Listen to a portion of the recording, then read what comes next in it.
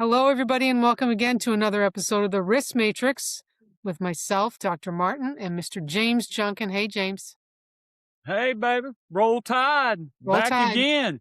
Hey, we're counting down to the end of season 3. Little birdie told me we get to come back for season 4. We're rocking this thing for sure. Awesome, man. For Awesome. sure. Have you been Awesome. watching Roll. Alabama softball?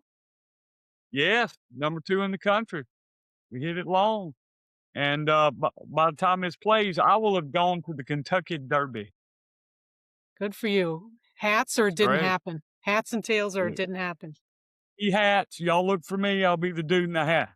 Well, I'm looking for Miss Wendy's hat because Yeah. I hope she's been shopping. She has. It's top secret, so I can't revel it here. But All right, but look for her I need too. to have that photo as soon as we can get it. So, all right, well, Indeed. that's great. Let's start off the show. We've got a guest today with Mr. Matt Stewart from Mariner Golf. Hi, Matt. Hey there. We're going to bring you in a little bit, but first we're going to do a little ripped from the headlines. James always brings us in with something that our producer Hey, Amanda has guess picked out what? for us. Not good news here. Worker Memorial Day coming up. I encourage everyone to participate in Worker Memorial Day. I always do. I particularly find it moving to read the names of those who have passed in the line of work in the past year. But we've got some new data out of CPWR, and it's not good. Workers at construction companies with 10 or fewer employees represented 42.4% of the construction industry's deaths in 2022. Hmm. So almost half the deaths in construction are in companies with less than 10 or fewer employees. Yeah.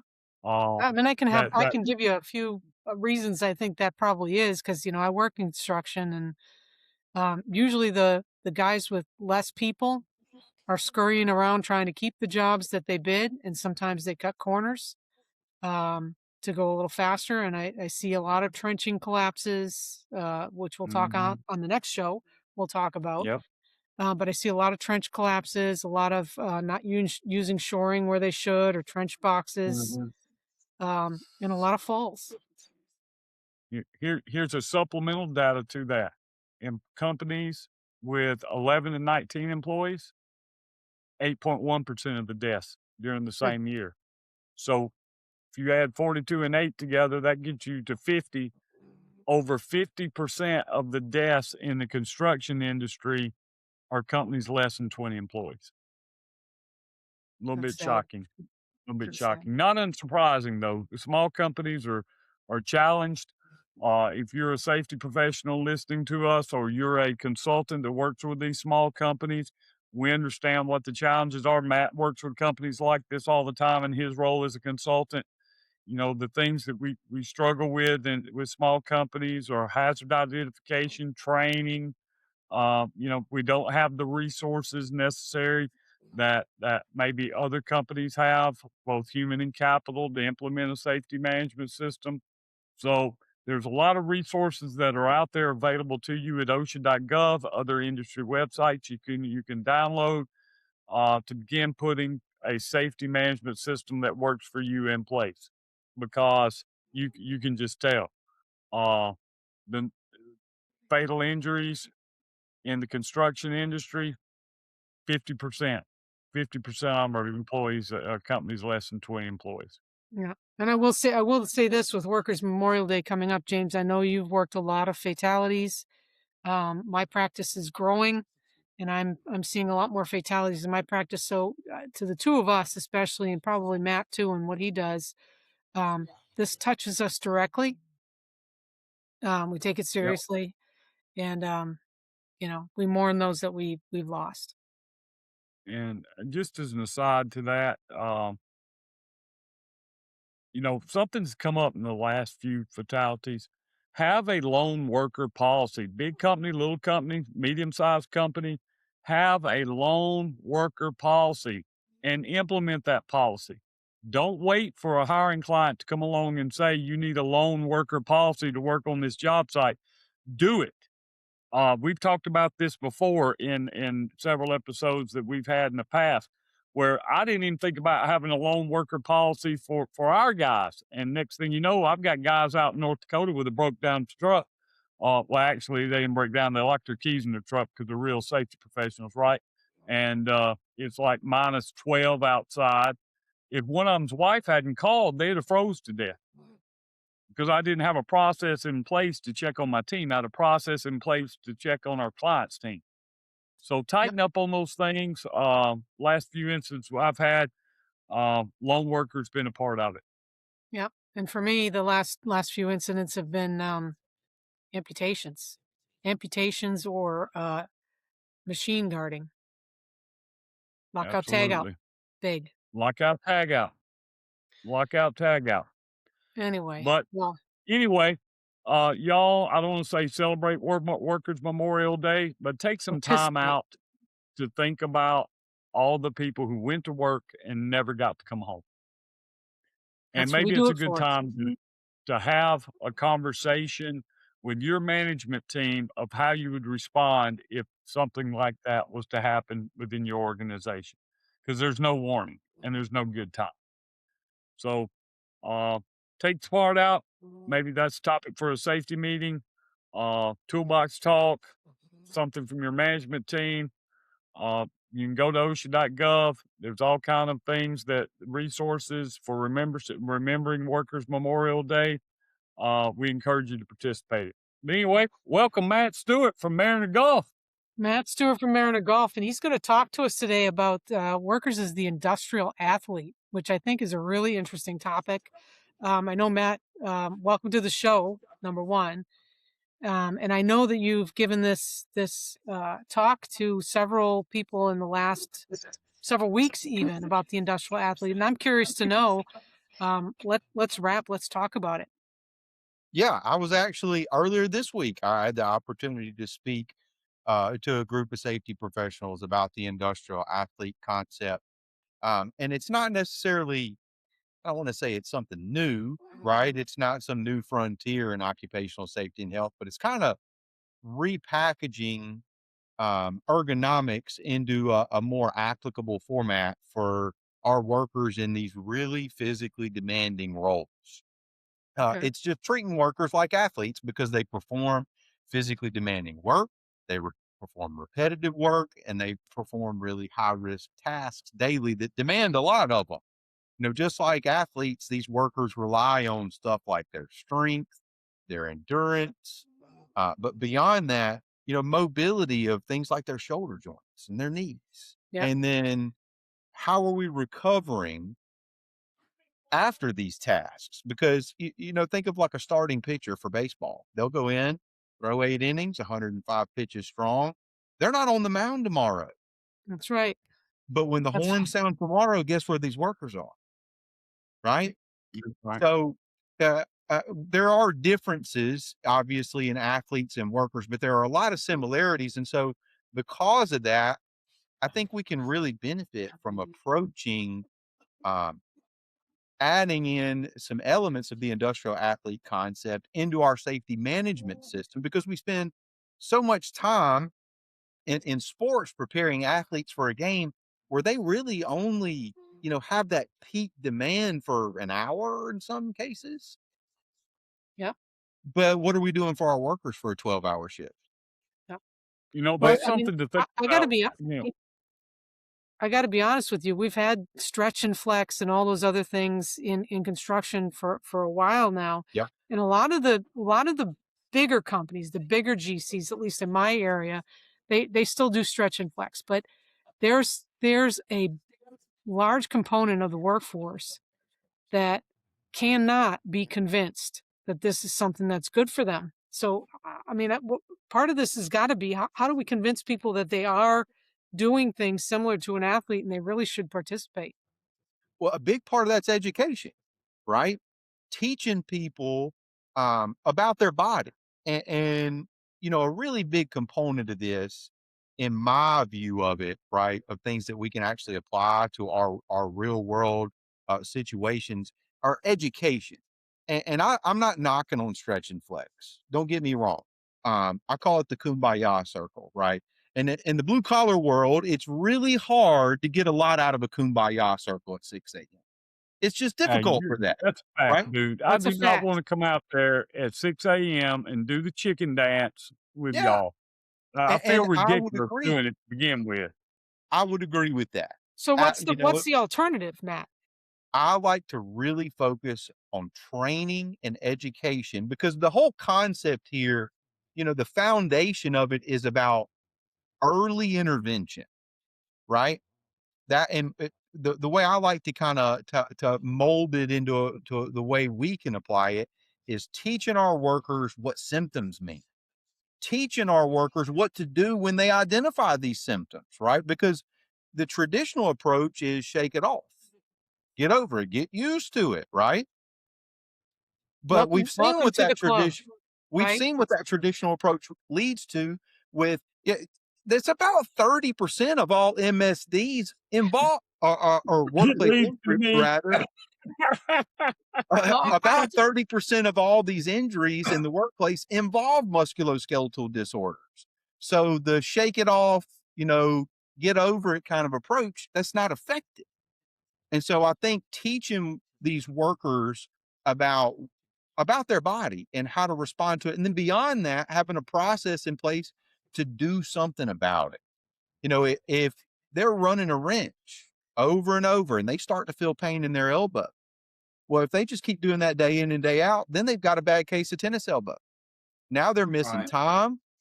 Now they're having to go get treatments. They may even have to do therapy. I've had tennis elbow so bad before to where I couldn't even hold a coffee cup. And Well, that's a I'm an crime, Matt. and I'm an avid Gotta have that exerciser. coffee. No, Gotta have a you call. can ask James, right? I try to exercise very regularly and it affected me.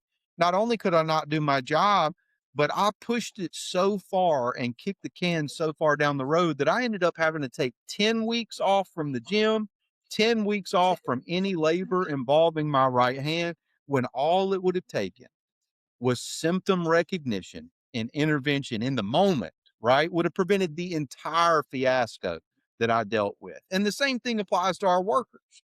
And so that's what I really like to do. I'm not saying let's not focus on hazards.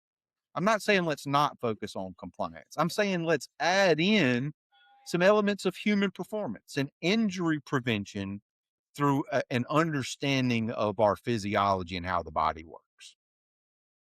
Well, I mean, I think I one of the think things that's that you great. mentioned there relates to, um, you know, it wrecks your home life too, right? Ooh, I mean, you're yeah, talking about going to the gym, but people have to, with little kids, you're running around, you're chasing them, you're lifting them, you're doing all those things, and it destroys your home life if you don't take care of what you need to at work. I do have a lot of clients who um, they do heavy construction, right? And there's a big difference between a 20-year-old masonry worker and a 50-year-old masonry worker, right? And a lot of it has to do with not recognizing symptoms, signs, taking care of your body, etc. That yeah, when they get to be 50, they just can't do it anymore. yeah. Well, and Nope. something So before I 50's got old. into before I got Y'all into quit acting occupational, like 50's old, Matt. Listen at her throwing out 50 like it's I old. heard it. She was taking Well, shots at me. neither one of us does hard labor, James. I know we're both over 50, but I'm talking This is about the pretty guys hard that have been right doing here. it for Look. 30 years and, doing hard work for You're, 30 years and they're wrecked by 50. you're right. And, Well, and, and and it's look, a some of lot these of it. jobs, It's easily explained to people, with analogies. I used to run into this a lot. Before I got into occupational safety and health, my background was obviously in functional medicine. And so I was on the front lines dealing with these people.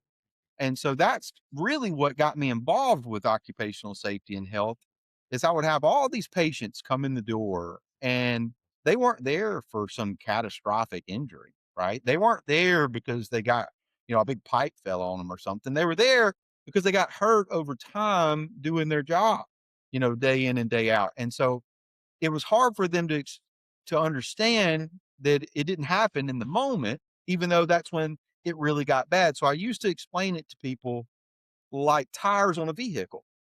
If your tires get out of alignment and your body, similar to your body suffering some type of superficial injury, if you go address that and get an alignment on your vehicle, you can reduce that damage. But if you never do anything about it and you just keep driving, yeah, I can. Oh, it's not a big deal. I'll just hold it a little bit to the left. It's not that big of a problem. But eventually, right? Eventually, you end up ruining your tires. Okay. And So, a very let's similar concept applies to shoulders, elbows, knees, and obviously the back. And a lot of it's due to lifting improperly and things like that. But another big part of it is repetition under load. And so that's a system side failure. okay. Yeah. Let's stop here for a second and let's be practical. The job is the job. Hazards are best controlled in the design phase of the work, but you're talking Absolutely. about repetitive injuries, and some jobs are physically demanding. That's just the nature of the work, right? Right. So, what advice do you give to safety professionals when I show up, 52, 53-year-old James Junkin, and I'm like, I've been out here working. I got this tweak in my shoulder. Uh, what's your response now, Matt? Well, that would, uh, I personally would recommend you go get checked out. Now, that's another element of what I talked about um, with the group earlier this week is bringing in professionals. I'll give you a really good real world example there. Boeing, they implemented a very, very successful industrial athlete program. And a big element of that was having on site resources. And I love to emphasize on site there because that's a big difference between, say you guys work for me and I say, well, I want y'all to be healthier, right? So I'm going to pay for your gym membership. Well, that means you got to go to the gym. That also means you got to know what the heck you're doing. That also means that what you're doing has to also be applicable to the work that we're doing, right? The needs that you need to strengthen and things like that. So I really like what Boeing did. They brought in physical therapists, they brought in exercise physiologists and personal trainers to actually work with their workers and explain to them how the body's supposed to move. They gave them individual workout plans that were really simple that they could do at home. They taught them how to do stretches. And that goes back to what we talked about earlier with the kumbaya circle. You know, that's good. I don't really don't want to knock that because some people see success with that. But just in my experience, I haven't. But what I have had success with is teaching people, giving them stuff that they can take with them. So before they go do that really hard task, they can do their forearm stretches, right? Before they do these overhead tasks, they can warm their shoulder joints up. Instead of just doing that one time at 5:45 in the morning, they know the next job site they have to go to, the next task that they move to, they have that information and that knowledge and they know when to use it now. Yep. Let me give you another few examples to throw out, Matt. I know that James mentioned earlier in the week when we were talking about you giving this talk, that Boeing was an example. A lot of manufacturing facilities, big manufacturing and warehousing facilities also have a similar thing. Amazon, for example, in some of their warehouses have Yeah. on-site professionals for OC Health. LL Bean has an occupational health office in their big warehouse where they pick and move orders, right? So a lot of the manufacturing facilities are doing this. I guess have you seen or do you foresee or can you um, recommend what construction sites could do um, in order to maybe Mm. phase out the stretch and flex. I know you just said that you can give them education, right? But is there a litmus for when you would need something like that on a large construction So site? I like that you bring up construction sites because that's a totally different world because you're not going to the same place every day and you're not always doing the same things every day as the phases of the construction plan move through, right? So the physiological challenges may change as the work changes. Um, in those instances, that is where I think training with professionals in that field will be extremely beneficial. Um, Especially because they're going to different places every day. Um, I think doing beyond just like a toolbox talk or a little safety meeting, but actually bringing in some type of physiological specialist. I'm not saying it's got to be a physical therapist, right? There are great personal trainers out there. There are great exercise physios out there that you can bring in. And that's something that I've personally done is I've worked with small contractors and I've trained their workers and gave them this information so they could take it with them.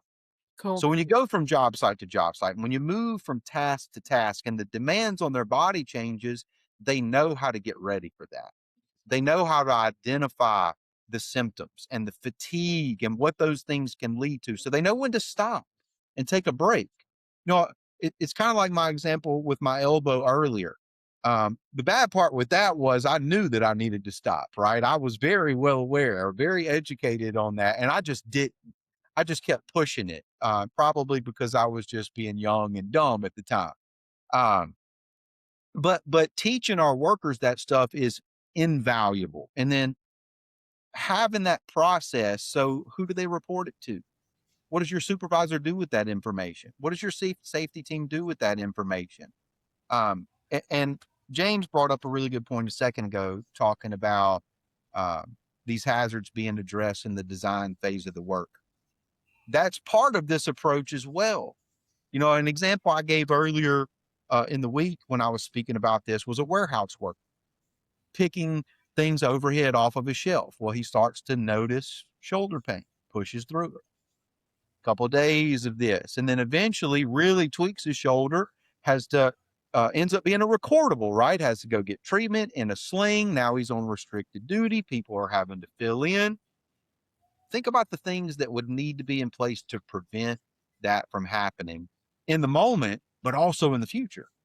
You know, in the moment, that symptom recognition and a process for them to report it and address it. But then your supervisor, your safety professional in the moment should investigate what happened here. Hey, we had a shoulder injury and it looks like because they were picking this stuff overhead. Could we redesign that? You know, could You we know, could we move that to a lower shelf? Could we get this worker a step ladder so they're not going overhead, right? absolutely, absolutely. And one of the things I think you got to find your why, right? Why do we do stretch and flex? Because we're making the team do it because they don't want to do it themselves, right? If we were all doing it ourselves, we wouldn't need to get up and do the chicken dance first thing in the morning. So for this to be successful, I think people got to find their why.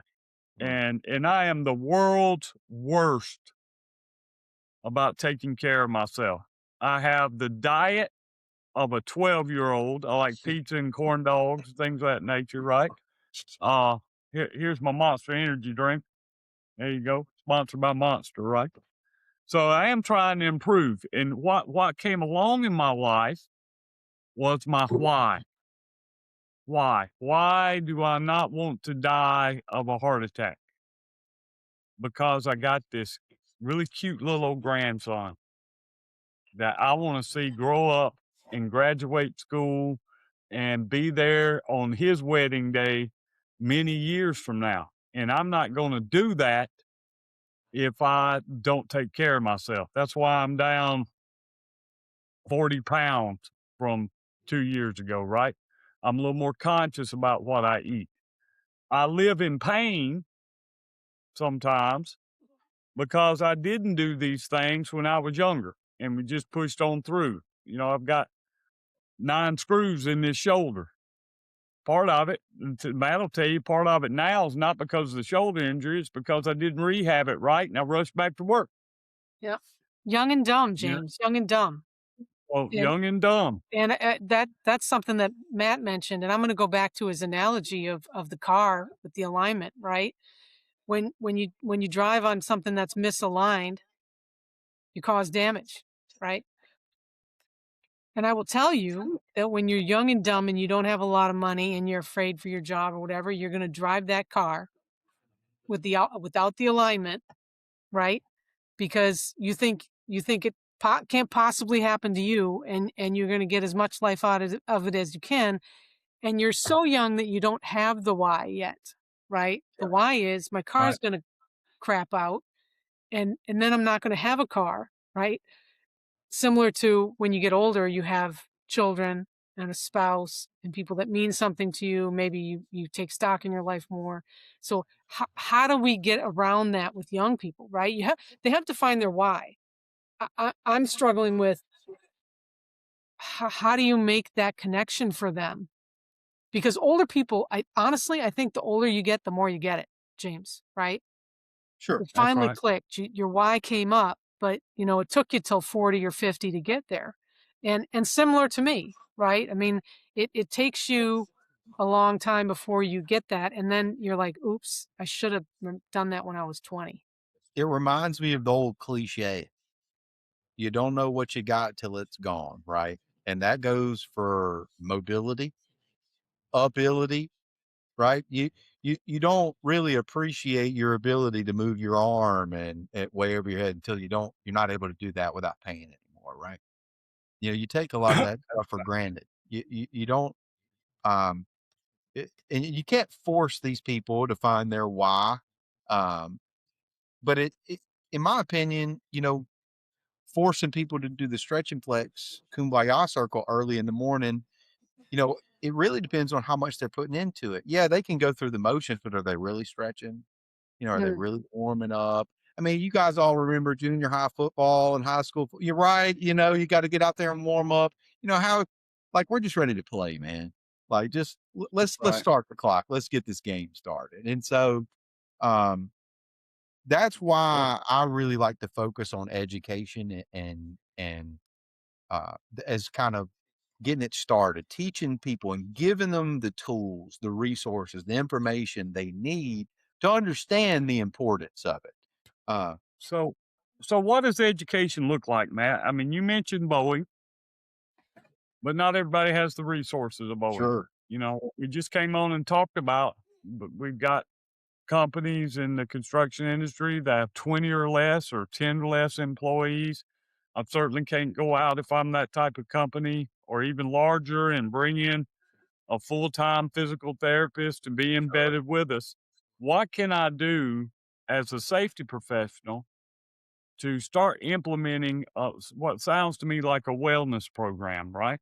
Yes. That's something that I want to avoid too, because I don't want people to think this is just another poster campaign you stick up in the break room, right? Or some type of benefits, attachment to your health insurance by your employer. The concept is the whole purpose is early intervention. And so when I talk about education, that could be done by your safety professionals. For example, I teach that kind of stuff for our clients over the years. I've done a lot of things where they'll ask me, can I do a back safety training? But obviously, I'm going to go way beyond back safety, right? And I try to treat it more like body mechanics and give them stuff beyond that. But you can get personal trainers, exercise physiologists, and people like that for a fraction of the cost that you would a doctor of physical therapy. What You know, about athletic trainers from your local university where they're going out? We used to yeah, use those in high school on Friday yeah, nights, come out, tape, do things like that. That they know absolutely. more about the physiology of the body, particularly under stress and then athletic situations. I think your idea of translating that, could we reach out to the schools and bring people in, help educate the safety professional and help educate the team, or is that just a crazy idea that No, I think that's a great idea. You bring that up. Right down the road from you and I is Southeastern Louisiana University in Hammond, and they have a pretty strong kinesiology program. So you could work with people that maybe they're TAs, maybe they're in school currently there. You could bring them on site, and instead of employing them on salary, right, you're bringing them out quarterly. You're bringing them out, biannually or something like that to put sure. some attention on it. But I'll give you other ways that we can apply the concept. Um, you know, we talked about stretch and flex, dynamic stretching versus static stretching and things like that, task specific mobility exercises we want to teach our people on.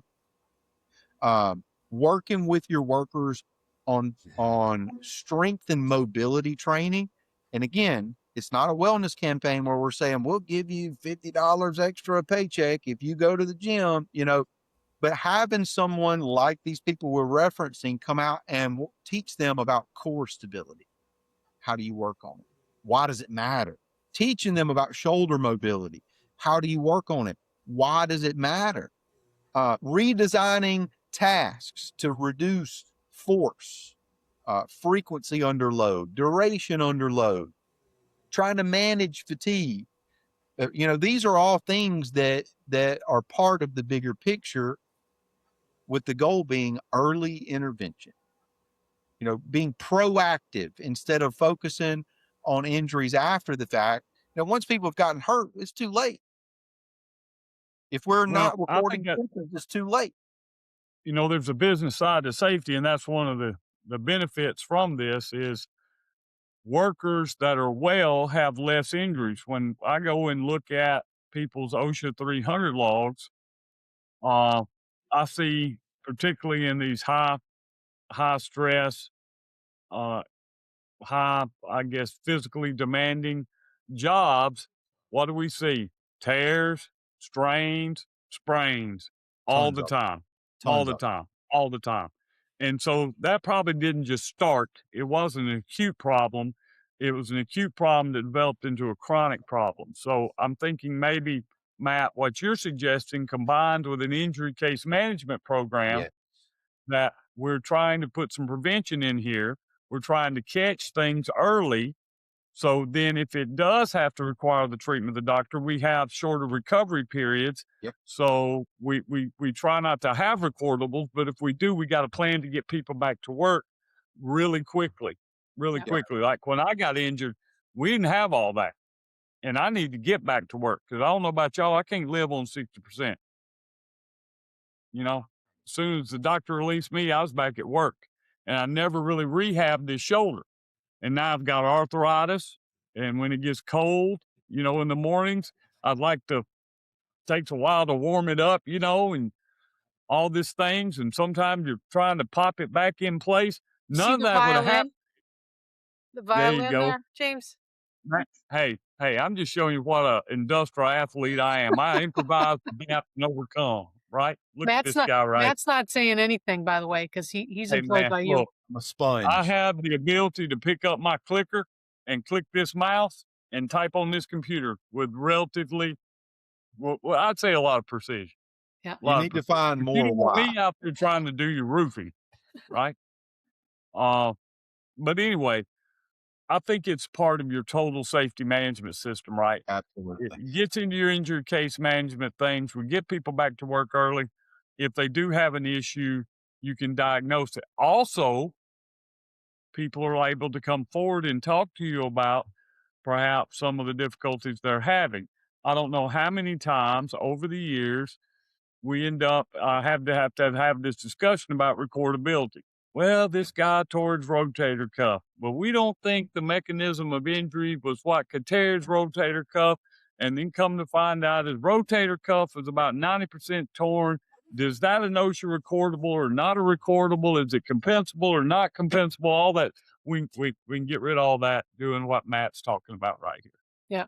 Yeah. Absolutely. And it goes down to culture too, right? I mean, a good organizational culture will feed things like this, right? The bringing in of educational um, people to come and talk, having somebody come in that maybe employees can make an appointment with, maybe one day every quarter, like you said, they can make an Yeah, appointment. They can talk to them about the things that they could be doing to help them do their work. And it's not the stretch and flex kumbaya circle, but it's more of a like, hey, we care about you guys, so we're going to bring this person in, use them.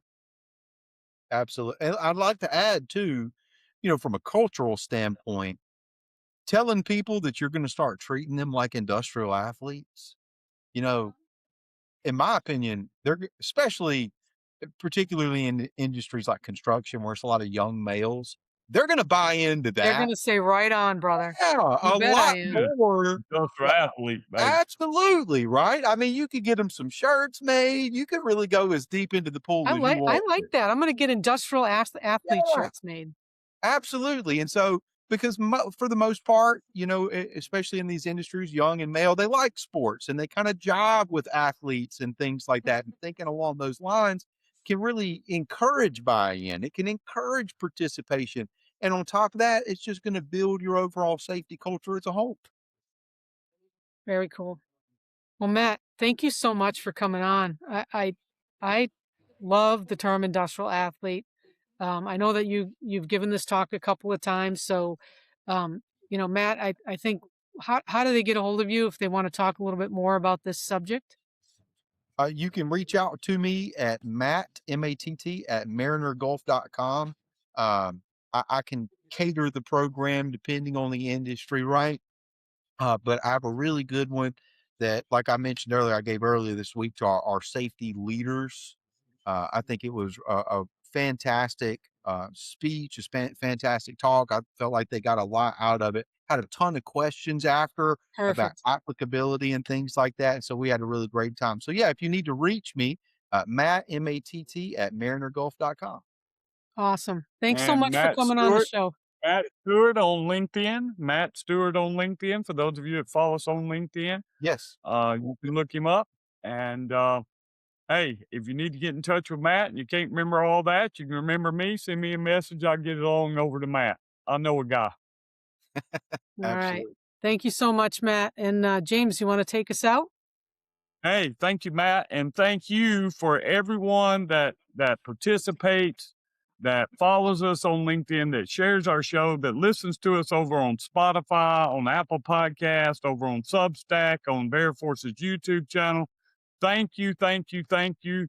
You have what's made this this podcast, this video cast a success over the past 3 years, and we just got one request for you.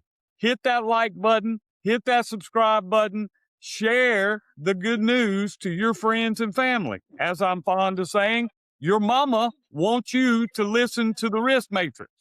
So please do that as we're winding down season 3, getting ready for season 4. Season 4 coming up.